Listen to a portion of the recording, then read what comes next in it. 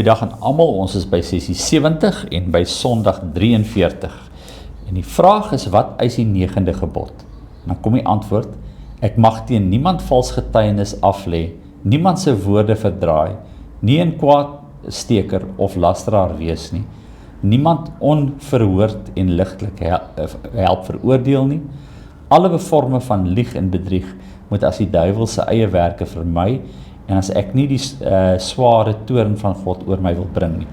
In regsaake en in alle ander handelinge moet ek die waarheid lief hê en opreg wees in wat ek sê en bely. My naaste se eer en goeie naam moet ek na my vermoë verdedig en bevorder. Dis 'n moontjie voor, né? Ja, hierdie gebooie raak nou moeilik, né? Hulle was altyd so maklik geweest, maar hulle is so moeilik. Kyk, ek wil net aansluit by woorde verdraai nie. Sosiale media is 'n moeilike een vir hierdie kwaadsteker, lasteraar. Dit maak dit baie makliker, né? Ja, kyk, weet jy, ek wou nog met die vorige een, het jy gesê, ons moet geld uitdeel, uit dankbaarheid. Jy het sterk oor die dankbaarheid gepraat, en ek stem met jou saam, want hierdie deel van die katekismus is die deel van dankbaarheid. Dankbaarheid natuurlik, ja. So, al die goed kom uit dankbaarheid. Al hierdie gebooie is dankbaarheid. Dankbaarheid teenoor God, omdat hy my gered het, omdat hy my verlos het, omdat hy my die ewige lewe gee, omdat hy my sy kind noem, daardie oneindige dankbaarheid, terwyl ek weet, ek verdien dit nie. Want as hy diep in my hart kyk, ons sal nou, volgende keer sal ons nou 'n bietjie praat oor die 10de gebod, oor die begeertes. Kyk, ons kan onsself nogal bedrieg, ons kom verby met die meeste van hierdie goed, maar as ons by die 10de gebod kom, dan sien ons, ja. Dit is nie heeltemal so maklik nie, maar hierso ook weer, ons kan, wat my opval, Marius, is hoe blind ons vir onsself kan wees. Kom ek neem 'n voorbeeld. Ek het nou eendag moes ek vir iemand 'n ongemaklike ding sê. Dit is ook 'n dame, en sy het toe nou te velde getrek teen die gay mense in ons wêreld. En jy weet, en te kere gegaan daaroor, en sy sê, daar staan tog duidelik in die Bybel. Ek sê vir haar, ja, okay. Ek sê, maar weet jy, daar in 1 Korinte 6 moet ons gaan kyk. Ek sê, ja, en daar staan net so duidelik, in een asem, oor prostituie en oor kwaadpraters. En selfs as jy probeer vroom wees en mense uit jou vroomheid veroordeel oor goed wat in jou oë verkeerd is, en jy praat kwaad van hulle, dan is daar geen verskil tussen jou en 'n prostituut nie. Dit het nie goed afgegaan nie. Nee, maar dit kan ons nou nie wees nie. Ek sê, maar jy het nou gesê, daar staan dit duidelik. Kom ons kyk, hier staan dit duidelik. Ja. Hier het Paulus die hele lysie. Maar ons sien al die ander goed, die dronkaards, en ons sien maar ons self, as ons daaroor lees, dan praat ons oor die dronkaards, en ons praat oor dit, en ons praat oor dat, en ons praat kwaad, terwyl die kwaadpraters staan net so groot daarin, maar ons is blind vir wie ons self is.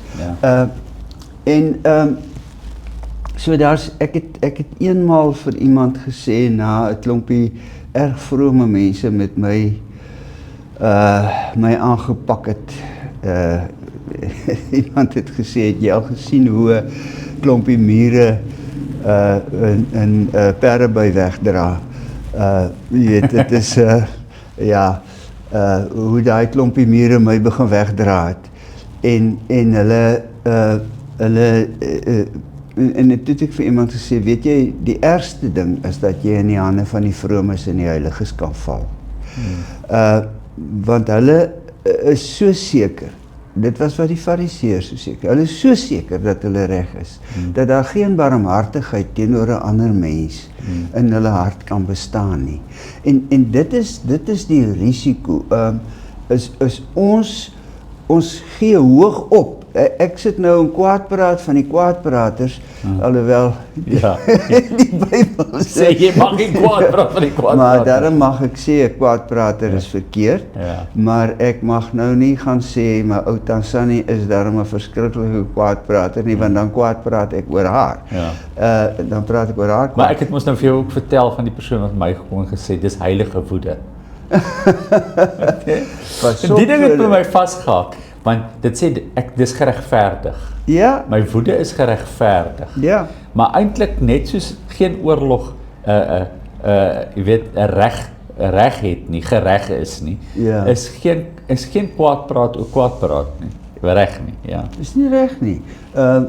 En wat is kwaadpraat? Is wanneer ek iets slegs oor iemand anders sê. My goeie pa was nogal baie streng daaroor. My ma het geneig in die rigting van om maar as sy 'n negatiewe dingetjie kon kry wat sy oor iemand kon sê, dan net sy, ek was lief vir haar, maar sy is ook nie 'n volmaakte mens nie, maar my pa kon die horries kry daaroor. Dan vat hy ons vas daaroor. Maar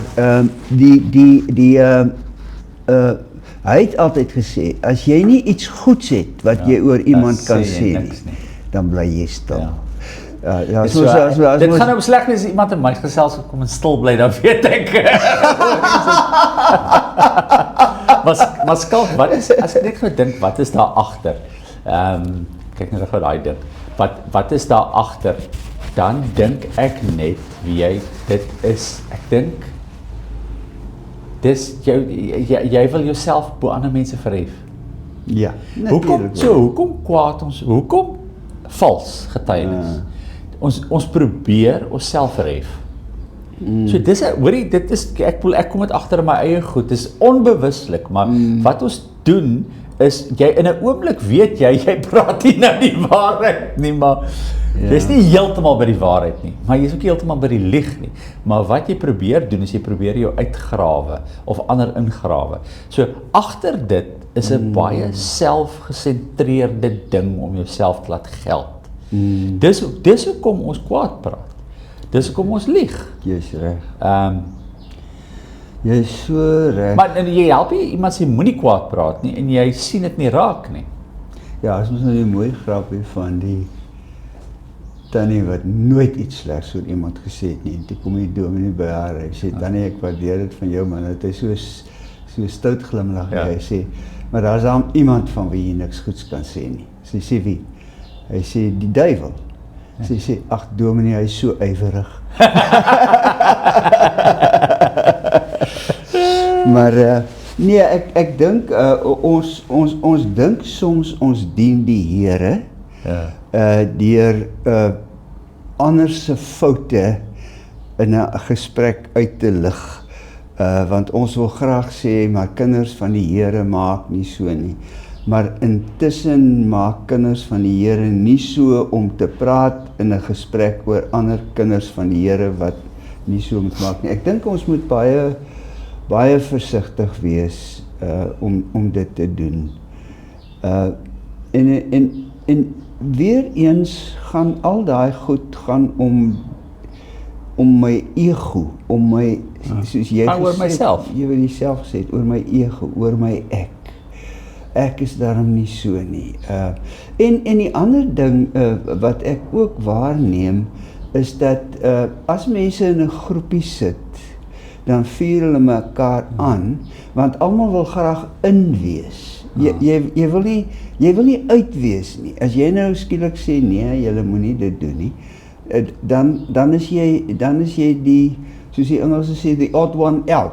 Dan is jy die ou wat nie inpas nie. Jy's die mogo, jy's die vierkantige houtjie wat in 'n ronde gaatjie wil inpas.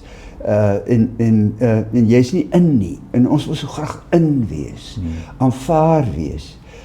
En dit gaan maar alles oor onsself. As as ons net daagliks kan fokus daarop om vir die Here Jesus lief te hê, en sy Vader lief te hê, en die Gees lief te hê, en ons mense om ons lief te hê, as ons net kan fokus daarop dat die Here vir ons 'n wonderbare roeping het, en dit is om genesende mense in ons wêreld te wees. Maar nou kan ek net nie, jy kan jouself nie keer nie, want jou omstandighede dwing jou om bang te raak en bang reageer deur jouself te verhef. Ons het nou weer die gesprek oor gehad in die vorige sessie oor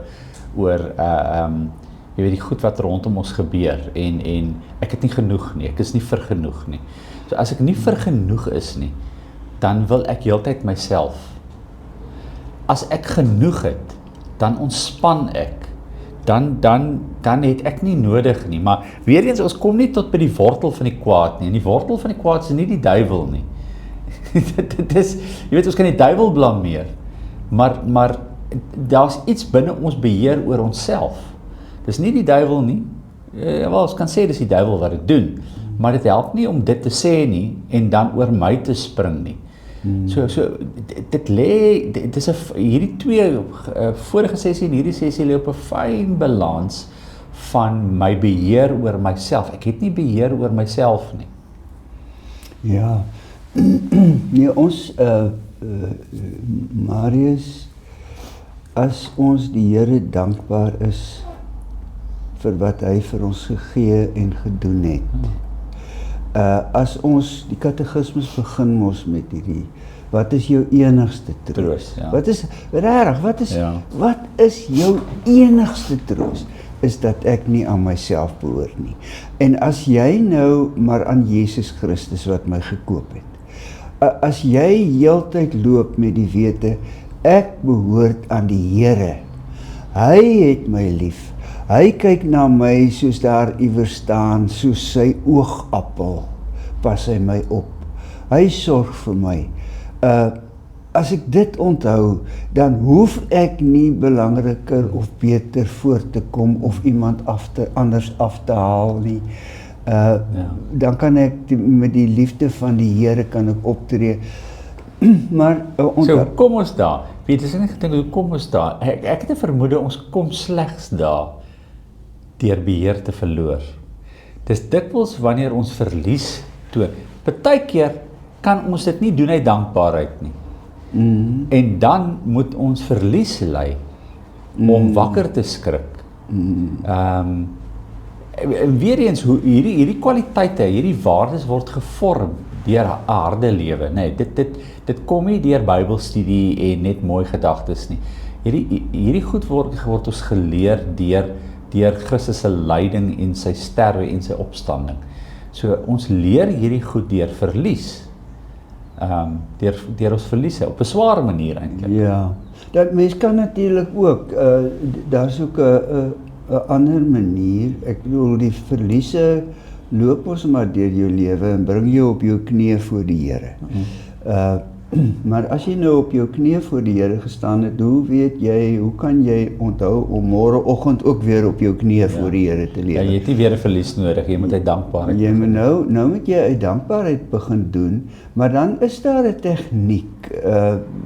Ek is self altyd bietjie bangerig om oor tegnieke te praat, maar daar is iets wat jy kan doen om jou te help.